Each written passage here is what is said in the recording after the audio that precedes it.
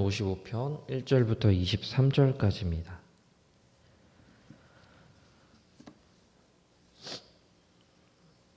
시편 55편 1절부터 23절까지 말씀 우리 함께 읽도록 하겠습니다. 다 같이 읽겠습니다. 시작.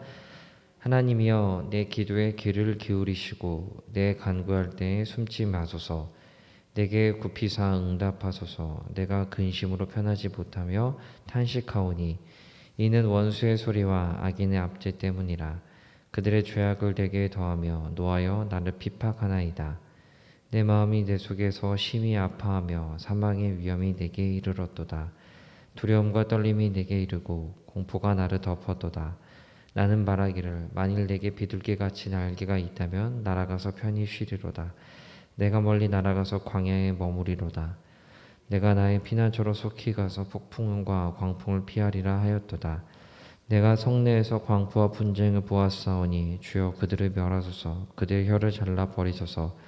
그들이 죄하로 성벽 위에 두루 다니니 성중에는 죄악과 재난이 있으며 악독이 그 중에 있고 압박과 속임수가 그 거리에 떠나지 아니하도다. 나를 책망하는 자는 원수가 아니라 원수일진데 내가 참았으리라. 나를 대하여 자기를 높이는 자는 나를 미워하는 자가 아니라 미워하는 자일진데 내가 그를 피하여 숨었으리로다. 그는 곧 너로다. 나의 동료, 나의 친구요, 나의 가까운 친우로다. 우리가 같이 재미있게 의논하며 무리와 함께하여 하나님의 집 안에서 다녔도다. 사망이 갑자기 그들에게 임하여 산채로 수월에 내려갈지어다. 이는 악독이 그들의 거처에 있고 그들 가운데 있음이로다. 나는 하나님께 부르짖으리니 여호와께서 나를 구원하시리로다. 저녁과 아침과 정오에 내가 근심하여 탄식하리니 여호와께서 내 소리를 들으시리로다. 나를 대적하는 자가 많더니 나를 치는 전쟁에서 그가 내 생명을 구원하사 평안하게 하셨도다. 옛부터 계시는 하나님이 들으시고 그들에게 낮추시리이다. 그들은 변하지 아니하며 하나님을 경외하지 아니함이니이다. 그는 손을 들어 자기와 화목한 자를 치고 그의 언약을 배반하였도다. 그의 입은 우유 기름보다 미끄러우나 그의 마음은 전쟁이요 그의 말은 기름보다 유하나 실상은 뽑힌 칼이로다. 내 짐을 여호와께 맡기라. 그가 너를 붙드시고 의인의 요동함을 영원히 허락하지 아니하시리로다. 하나님이여 주께서 그들로 파멸의 웅덩이에 빠지게 하시리이다. 피를 흘리게 하며 속이는 자들은 그들의 나를 반도 살지 못할 것이나 나는 주를 의지하리이다. 아멘. 우리 함께 읽은 시편 55편은 하나님의 부재로 인한 원수의 핍박과 원수를 향한 저주의 말씀이 큰 주제로 이루고 있는 말씀입니다. 시편 55편에서 그렇다면은 원수의 공격과 핍박이다라고 말씀을 드렸는데 시편 55편에서 말하는 원수는 여러분 누구일까요? 여러분에게 원수는 누구십니까? 물론 원수가 없이 늘 평안한 관계 속에서 사람들과 이렇게 화목하게 살아가는 게 가장 좋지만 우리의 삶은 실제로 그렇지 못할 때가 참 많습니다. 특히 오늘 시편에서 원수는 가장 가까운 동료입니다. 12절 13절 말씀을 제가 읽어드리겠습니다. 나를 책망하는 자는 원수가 아니라 원수일진데 내가 참았으리라. 나를 대하여 자기를 높이는 자는 나를 미워하는 자가 아니라 미워하는 자일진데 내가 그를 피하여 숨었으리라. 그는 곧 너로다. 나의 동료, 나의 친구요, 나의 가까운 친우로다. 개역개정 성경은 조금 이것을 어렵게 좀 표현을 했는데요. 제가 새 번역으로 읽어드리면 그 느낌이 확 오게 됩니다. 나를 비난하는 자가 차라리 내 원수였더라면 내가 견딜 수 있었을 것이다. 나를 미워하는 자는 차라리 자기가 나보다 잘났다라고 자랑하는 내 원수였다면 나는 그들을 피하여 숨기라고 하였을 것이다. 그런데 나를 비난하는 자가 바로 너라니 나를 미워하는 자가 바로 내 동료, 내 친구, 내 가까운 벗이라니. 살다 보면 실제로 이런 일을 겪는 경우가 은근히 있습니다. 자주는 아니더라도 은근히 있습니다. 가장 믿었던 친구, 가장 신뢰했던 사람들에게서 받는 배신과 공격입니다. 오늘 시편의 저자는 자신을 배신한 친구와 함께 우정을 나누며 하나님의 집을 드나들었다라고 그렇게 표현하면서 그와 함께 즐거웠던 옛적 기억을 회상을 하고 있습니다. 그러기에 오늘 이 시편 저자가 느끼는 이 아픔은 무엇보다도 더 크다라고 할 수가 있습니다. 얼마나 이 아픔이 크기에 9절 말씀에 보면은 시인은 하나님께서 그들을 멸해 주시고 그들의 혀를 잘라달라라는 이런 섬뜩한 기도조차도 하나님께 드리는 것을 볼 수가 있습니다. 이 기도의 옳고 그름을 떠나서 이 시편의 저자의 마음이 얼마나 상실감을 느끼고 있는지에 대해서 우리가 조금은 헤아려 볼 수 있는 부분이 아닐까라는 생각을 할 수가 있습니다. 이런 상황 속에서 시편 저자에게 하나님은 1절에 보시면은 부재하시고 숨는 하나님처럼 느껴지고 있습니다. 하나님이여 내 기도에 귀를 기울이시고 내가 간구할 때 숨지 마소서라고 요청하는 거 보면은 지금 하나님에 대해서 내가 이런 고통 가운데 이런 힘든과 어려운 상황 가운데서 하나님께서 숨어 계시다라는 느낌을 받는 것을 볼 수가 있습니다.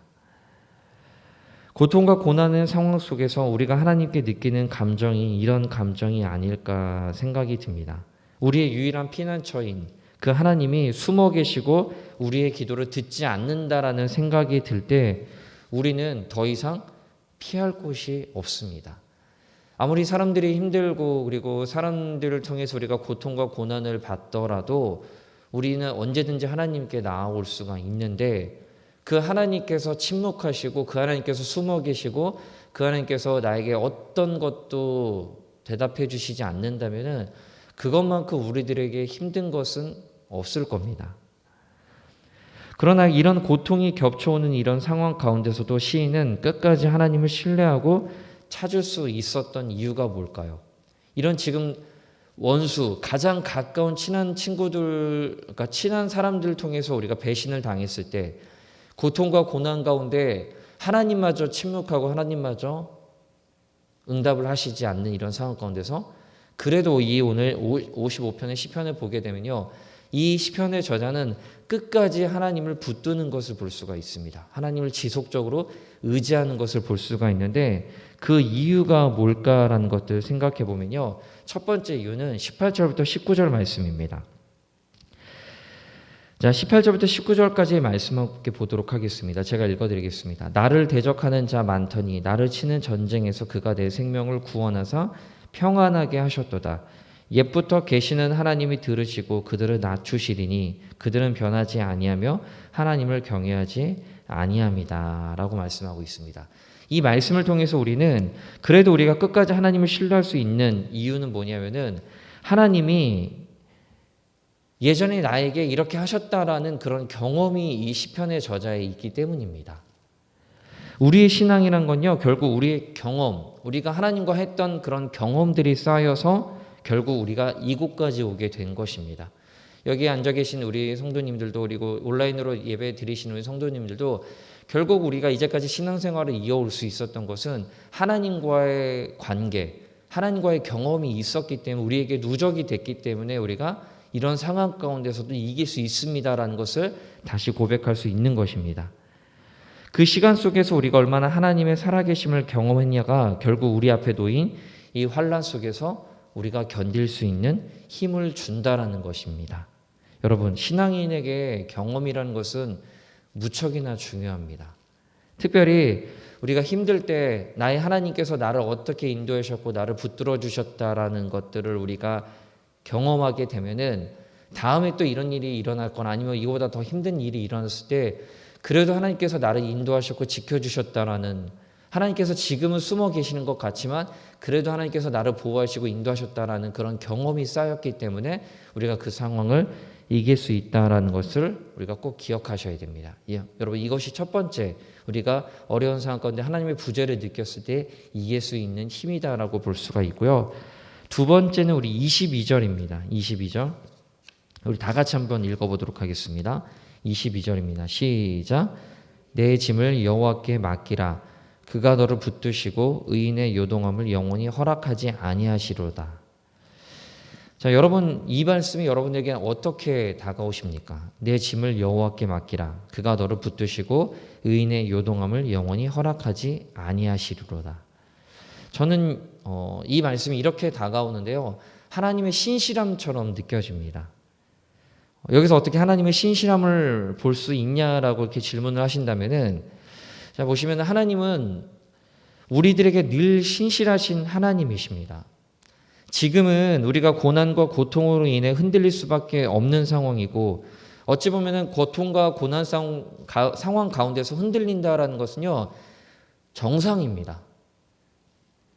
이런 상황 가운데서 고난과 고통 상황에서 우리가 꼿꼿이 서 있다는 것은 오히려 더 좋지 않습니다. 왜냐하면 대나무는 한 번에 부러질 수 있기 때문에. 고난과 고통 상황에서 괜찮다 하고 우리 스스로 괜찮지도 않으면서 그냥 괜찮은 척 한다는 것은 꼿꼿이 서 있는 겁니다. 오히려 그럴 때는 우리가 한 번에 더 부러질 수 있는 가능성이 있기 때문에 차라리 고난과 고통 상황 가운데서 흔들린 것은 당연하다라고 볼 수가 있습니다. 근데 더 중요한 것은 이겁니다. 하나님은 의인의 요동함을 영원히 허락하지 아니하신다라는 겁니다.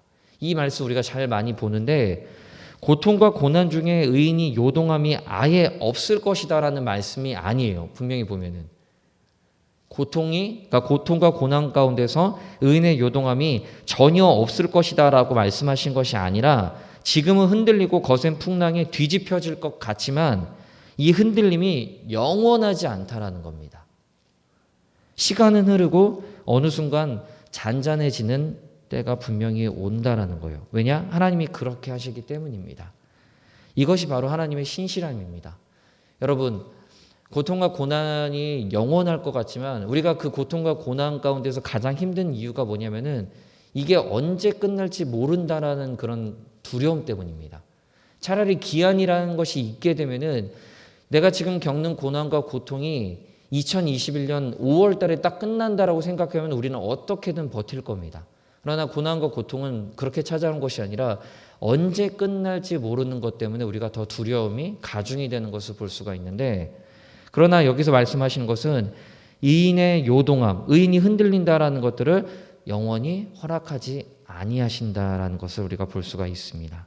여러분, 하나님은 고난과 고통 상황 가운데서 우리를 그대로 버려두지 아니하십니다. 오늘 시편을 통해서 우리는 이 두 가지를 확신할 수 있는 우리 모두가 되기를 원합니다.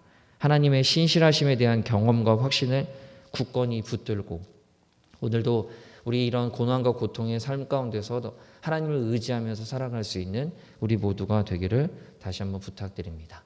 기도하겠습니다.